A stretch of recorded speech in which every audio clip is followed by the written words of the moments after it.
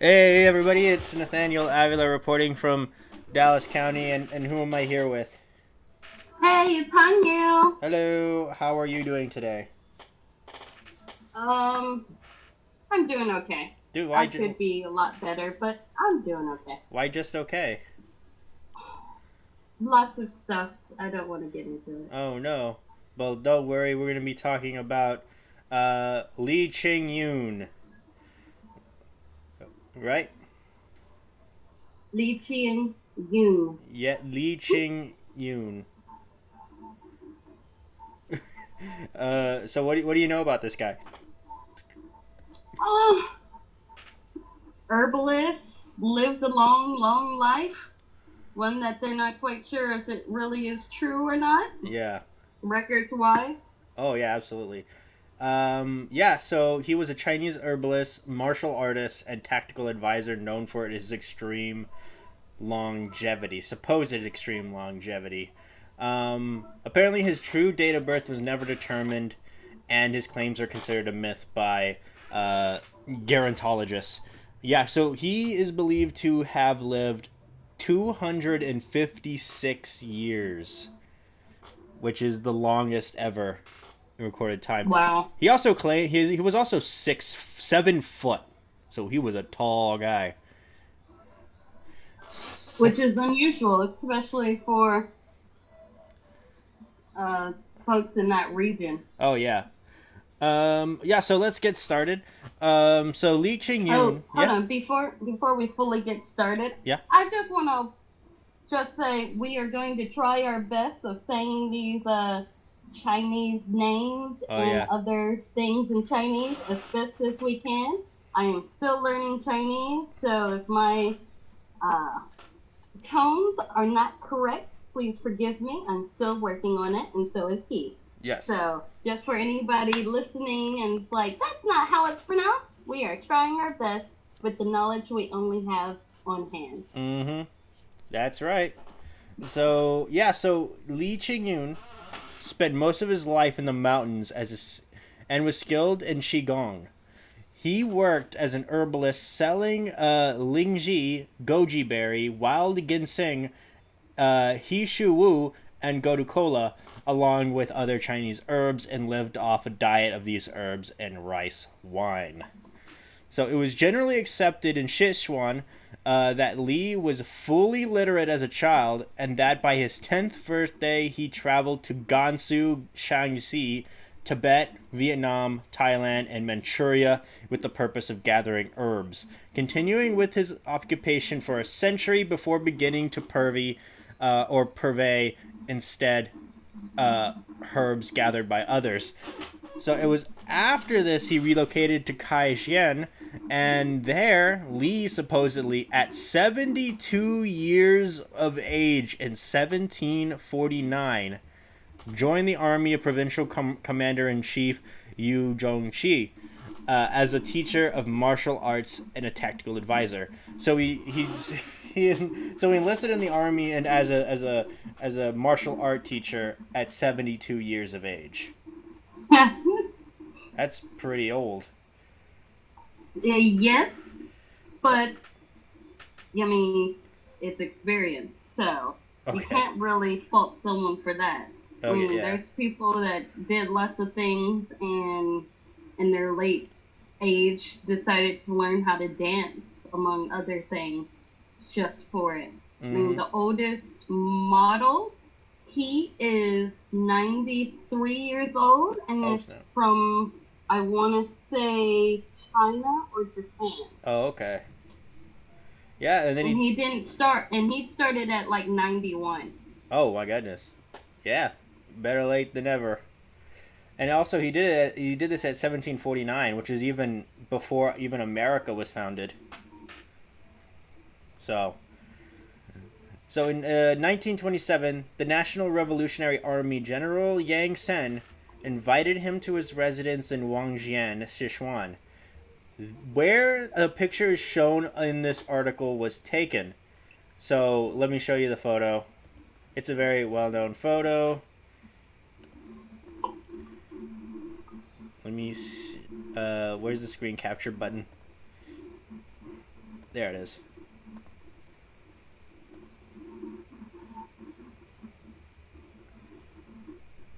Okay. Yeah, there he is. Man. So, yeah. Pretty, what do you think about this guy?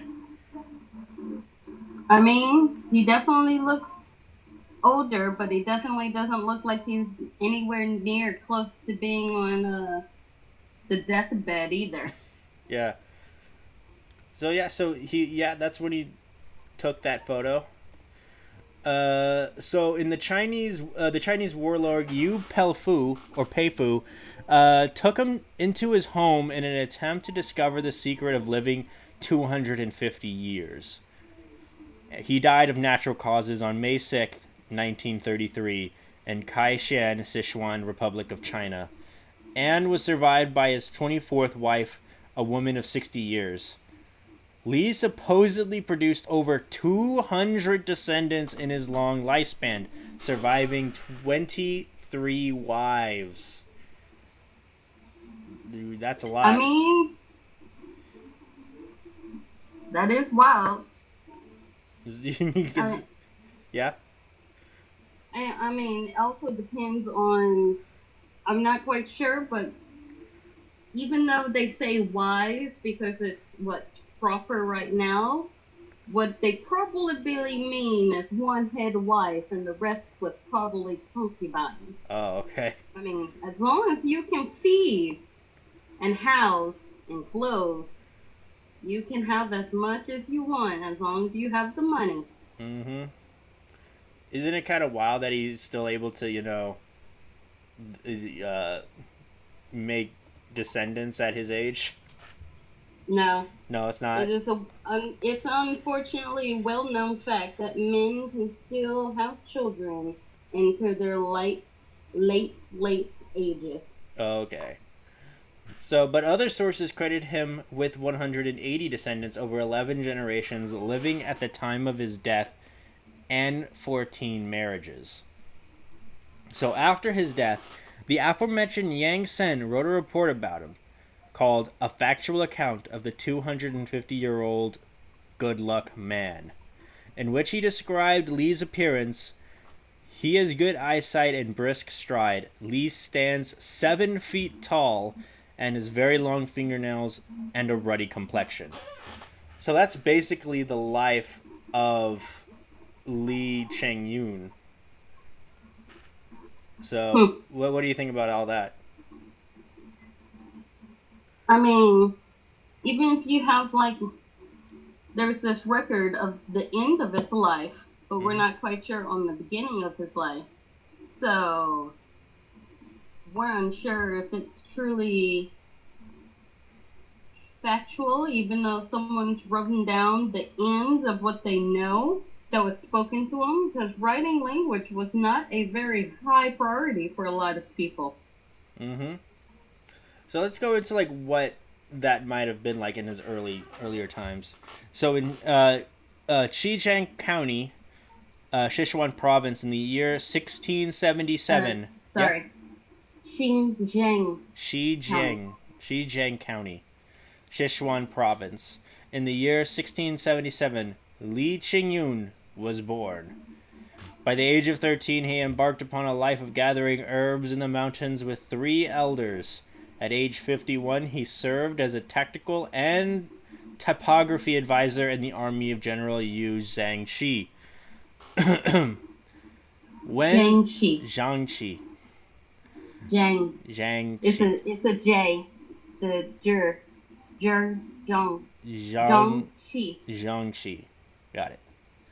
So when 78, he retired from his military career after fighting in the Battle of the Golden River and returned to a life gathering herbs in Snow Mountain in Sichuan Province.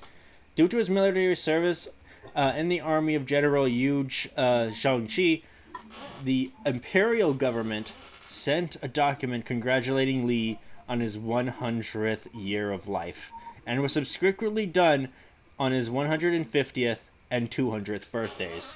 So those are what our records are of his of his life is basically this military general in the imperial government sending birthday cards to Li. So on 1908, Li Ching Yuen and his disciple Yang He-Xuan published a book, The Secret of Li Ching Yun's Immortality. And in 1920, General Zhang Yonghe Yang He interviewed Li, and both men were for the village of Chengjiangchang of Yan County and Sichuan Province. So publishing an article about it in Nanjing University paper that same year. In 1926, Yu Peifu invited Li to Beijing. The visit coincides with Li teaching at the Beijing University Meditation Society at the invitation of the famous meditation master and author Yan Shizi. Then, in 1927, General Yang Sen invited Li to Wanxian, where the first known photographs of Li were taken. So, word spread throughout China of Li Ching Yuen, and Yang Sen's commander, General Chiang Kai-shek, requested Li to visit Nanjing. However, when Yang Sen's envoys arrived at Li's hometown of Chengjiangchang, they were told by Li's wife and disciples that he had died in nature, offering no more information. So his actual date of death and location has never been verified. All we know is that he died in Kai County in 1933. In 1928, Dean Wu Chengxian of the Department of Education at Minkuo University discovered the imperial documents showing these birthday wishes to Li Ching Yuen. His discovery was first reported in the two leading Chinese newspapers of that period, the North China Daily News and the Shanghai Declaration News, and then maybe 1 year later, potentially in 1929, by the New York Times and Time Magazine. So both of these theoretical Western publications also might have reported the death of Li Ching Yuen in May 1933. So that's basically the timeline of his life. So what do you think about his about that whole thing from birth to death? Well, it's interesting that his wife and disciples say he died in nature. In nature. In nature. What do you think that means? Died in bed or died in surrounded by us. Died in nature, as if he was not home or never came back home at all. You think he's still alive? I mean, it's a possibility. I mean, someone who lives 250 supposed years would know a trick or two. And there's already jokes enough that there are several people that look like ancient portraits from the 1800s that are alive today, and wondering if they might be vampires that just pop out, play dead for, maybe a century and come back and try to start new lives. You talking about that Nick Cage painting? Oh, there's the Nick Cage painting. There's the Keanu Reeves painting. Yes, the Rihanna Reeves is definitely one of those. The Peter Dinklage painting. Now that one I haven't heard. Let me look it up. See if I can find it. Peter Dinklage painting. But it's interesting that certain famous people have paintings and things that look exactly like them. Maybe a smallish change, but exactly like them, that you're like, well, that's kind of a weird coincidence. Oh, yeah. Okay, so here it is.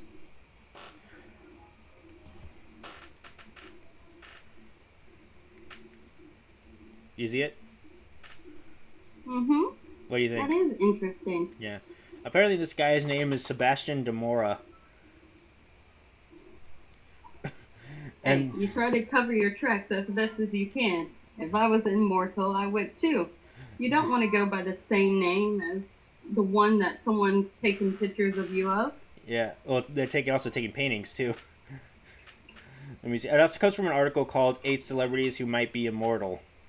So let's give this a look-see. Okay. I don't know how to go through this. What am I doing? This thing is very difficult pushing buttons? I'm pushing buttons. Yeah, I have no idea. Oh, it's one of these. So, okay. Yeah. Okay. Rachel Weisz and Lily Elsie. I don't see it. It's a little bit in the nose. But it's the way the forehead is and bent down. She has it bent down too far and not straight out. Right. So that's a possibility. Let me see. Is this... Oh, it's Orlando Bloom. I also don't see it. This is supposed to be Nicolae Grocorescu, a Romanian painter. So, what do you think? Do you see anything? The painter looks a little bit more fat, which means taking care of a little bit more, which is a possibility. But it's a possibility. The rounder face because of actually eating and taking care of yourself, compared to an actor who sometimes goes through the training of losing weight for different roles. Acting positions. Yeah. So let's go back because it stuck me into fifth one. Okay. Oh snap! This is very similar. Gal Gadot and no, that's Natalie Portman. Natalie Portman and it's Audrey Hepburn and Natalie Portman. I guess. What do you think? A little bit, but the ridge of the nose is different. Yeah, but it is. You can also kind of change that with makeup. Mm-hmm. So let's go back. Oh, it's DiCaprio. I don't know who this is. Judy Zipper. Oh, it's a woman. So, yeah, Judy Zipper. And it looks like DiCaprio. What do you think? The face definitely looks resemblant. So I would say, even if he wasn't a transgendered woman to man, definitely could be a descendant. Mm-hmm. Wait, who is this? It was somebody's grandmother's yearbook photo. Okay, this is Shia LaBeouf. Yeah, I can see this. Shia LaBeouf and young Albert Einstein. Yeah, they do look very similar, except Shia LaBeouf is kind of not that great of a person. Am I right? Just do it. Oh yeah, that's a meme. Oh, here's that Keanu Reeves painting that you were telling me about. Yeah, looks pretty similar. Then again, this guy is pretty ageless. Keanu Reeves is pretty ageless. Here's the very the famous Nick Cage photograph. Who is this guy's name? I don't know. I'm sure it says it in there. I don't know either. But yeah, it looks very similar. But I mean, people do have lookalikes. It could be people do have lookalikes in other places. True. I have been told that I have several people in other states that look exactly like I do. Really? I just tell them, yes.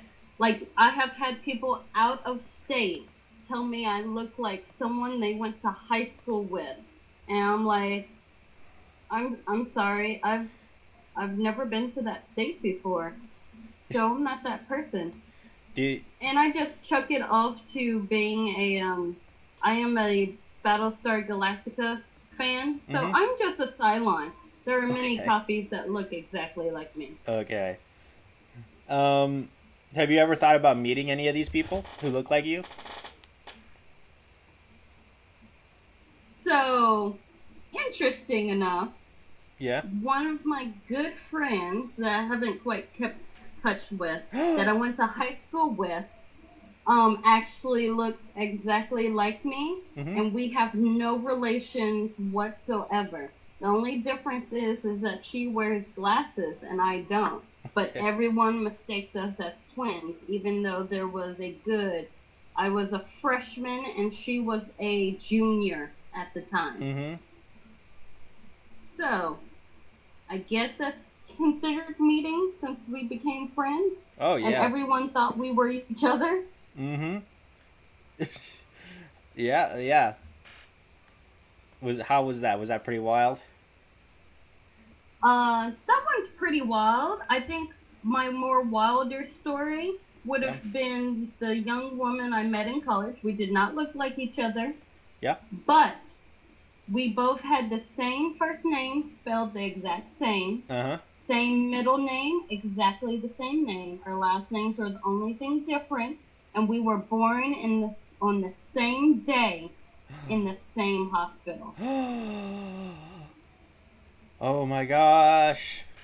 That's quite a coincidence. Yeah, and we kind of felt that was kind of freaky weird because we almost were roommates. Really? In college or in the hospital? In college. Oh, okay. Well, that would have been This was my first year in college, and the room I was supposed to have, I got knocked out of it because of other circumstances. So, because when we went to go look at the room, we saw that the first and middle name were the same, but the last name weren't. So my mother kind of went to the office to go figure what was happening and what happened. And I kind of stayed, hung around, and then I met her. And yeah, we talked, we got to know each other, we became kind of friends during that first semester.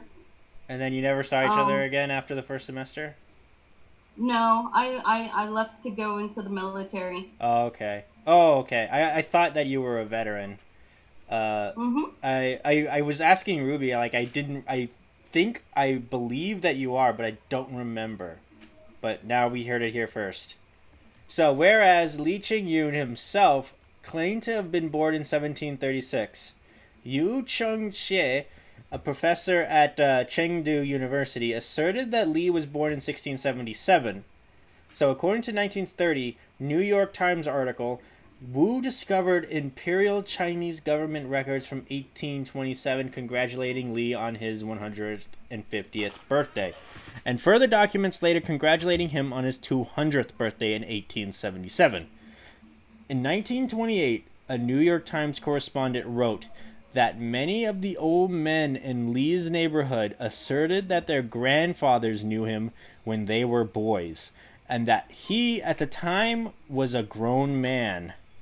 So what do you think? So this is like, we're actually getting into like the actual like evidence about him living 250 years old. So what do you think about all that? Well, I mean, it's kind of cool that the Chinese government has the records that they actually sent him cards congratulating on those 2 birthdays, 3 birthdays if you count the 100th birthday. The 100th birthday, the 150th, and the 200th.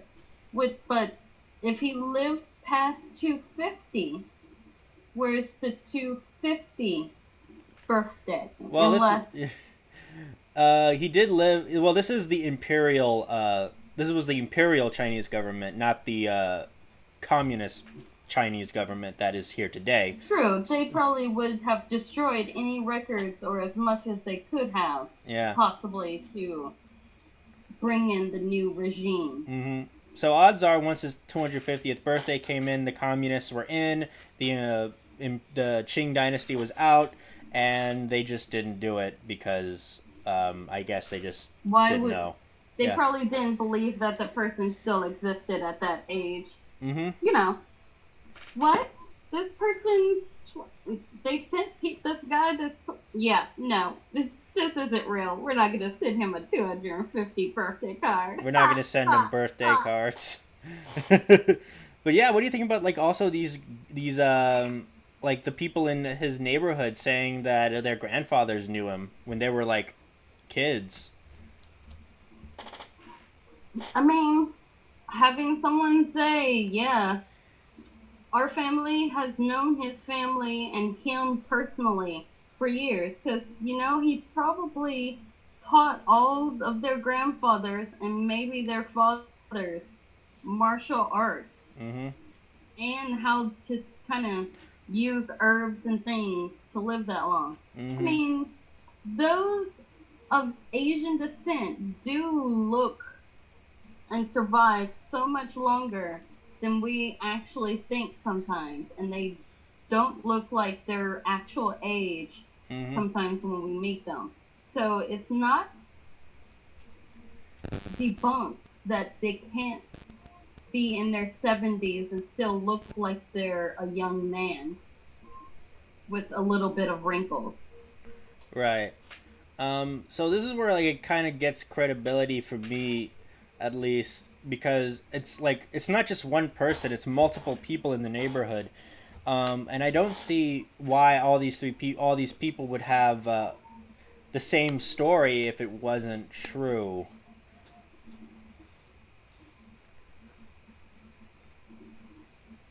Right? Mm-hmm. Yeah. So let's keep going. So a correspondent in the New York Times reported that many who have seen him recently declare that his facial appearance is no different from that of persons 2 centuries his junior. Moreover, gerontological researchers have viewed the age claim with hope, even though the frequency of invalid age claims increases with the claimed age, rising from 65% of the claims to ages 110 to 111 being false, to 98% of the claims to being 115, and with a 100% rate for claims of 120 plus years, and it is unclear the what, if any,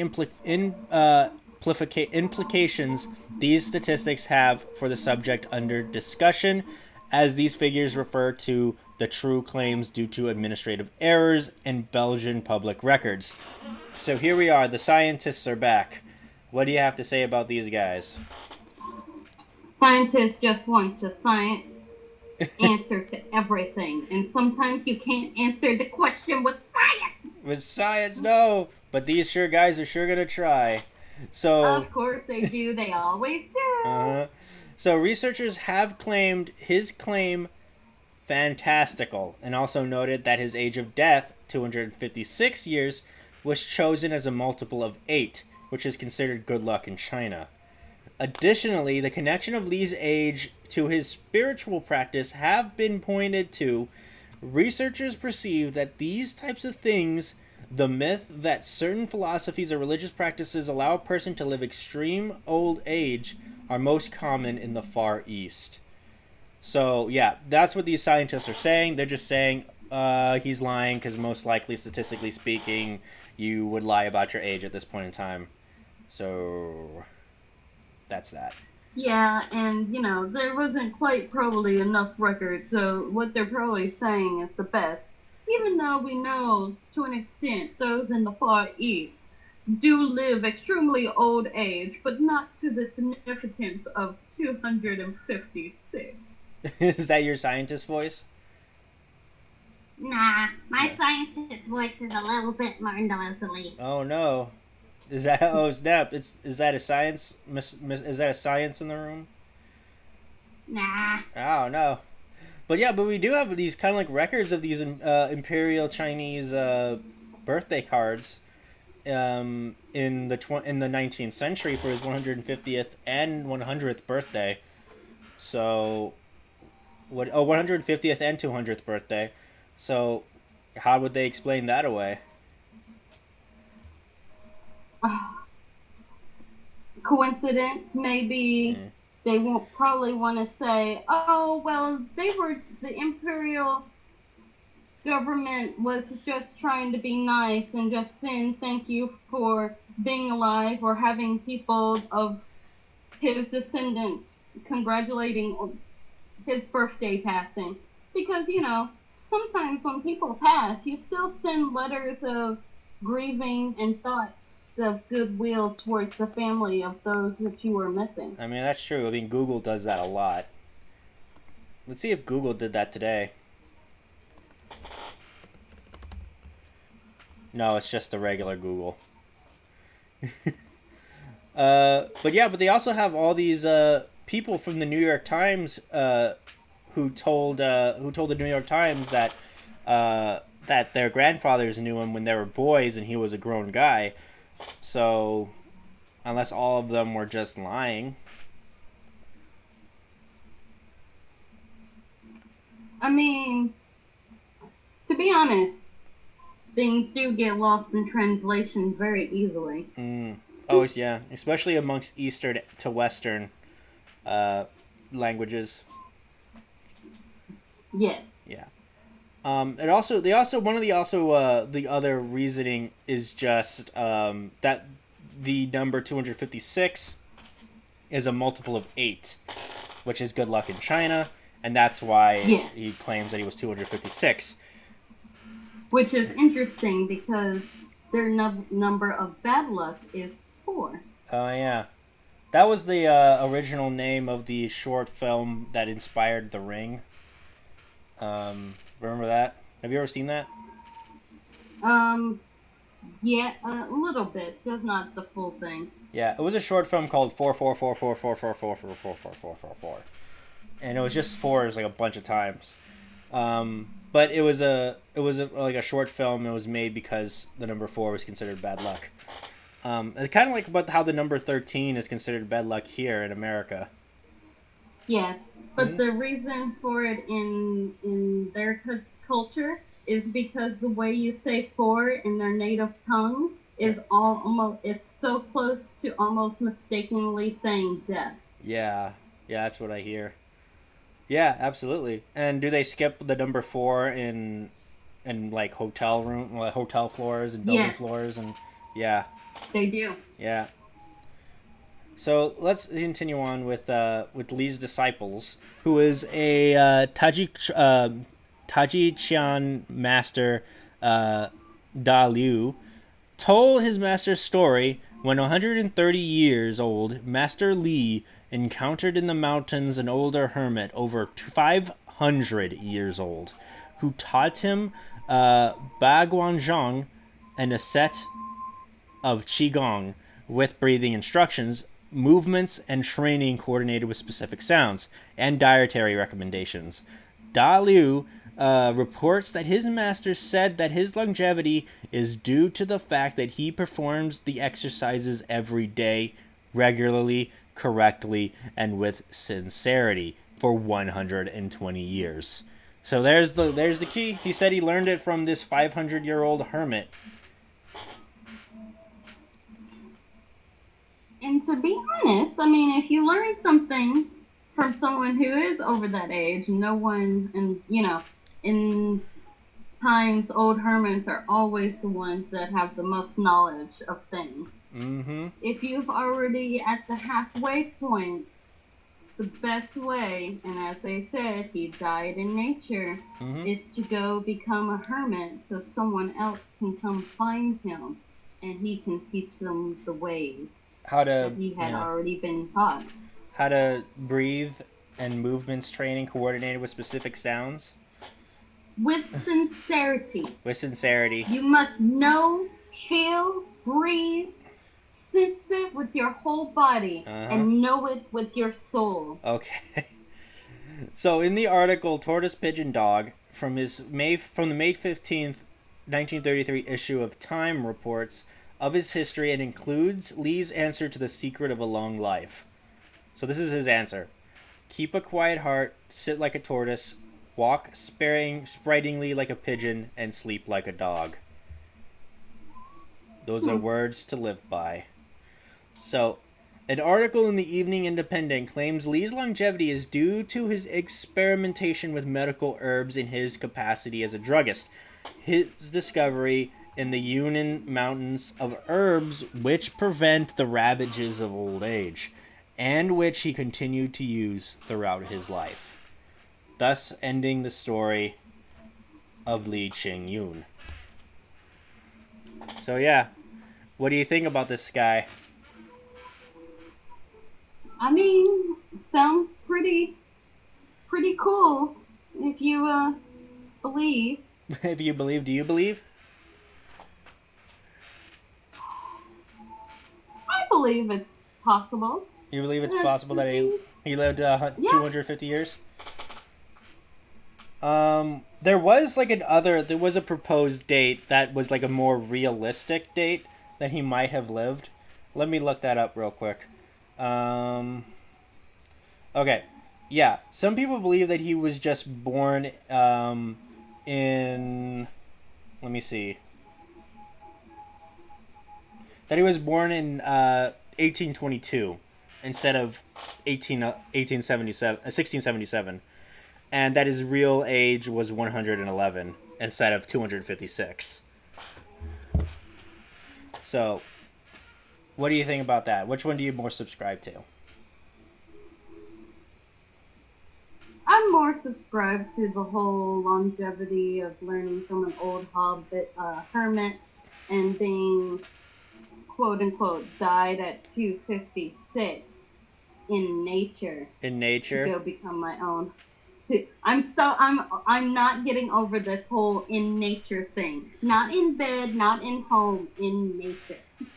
That's your biggest takeaway, was the in nature thing? Where in nature. I believe he probably just said his goodbyes and sprightly like a pigeon went into the forest to become a hobbit. You mean a hermit? Hermit, hobbit. You still live in a hole. Yeah. That's something, yeah. So do you believe that he's still out there? Still alive somewhere in the Chinese mountains? It's a possibility with how much has changed. People don't go on finding yourself in the wilderness trips as often as they used to. Mm-hmm. And would you ever want to live to 256? Depends on what's going on. Because I've always been, when I was younger, I've envisioned myself as being a vampire. Okay. But as I've gotten older, I prefer to be a werewolf. You prefer to be a werewolf? Yeah, I think I like to fight people more and stay alive that way. Okay, but you only get to turn into a werewolf at a full moon.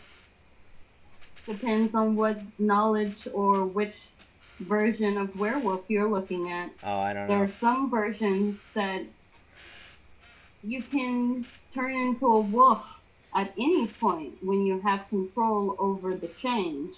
Okay. Isn't that not like a werewolf? It's more of an animagus? True. The portion of the werewolf that most of us hears about is more of the going in brainless kind of thing. Uh-huh. You lose your mind when you're in the throes of the full moon.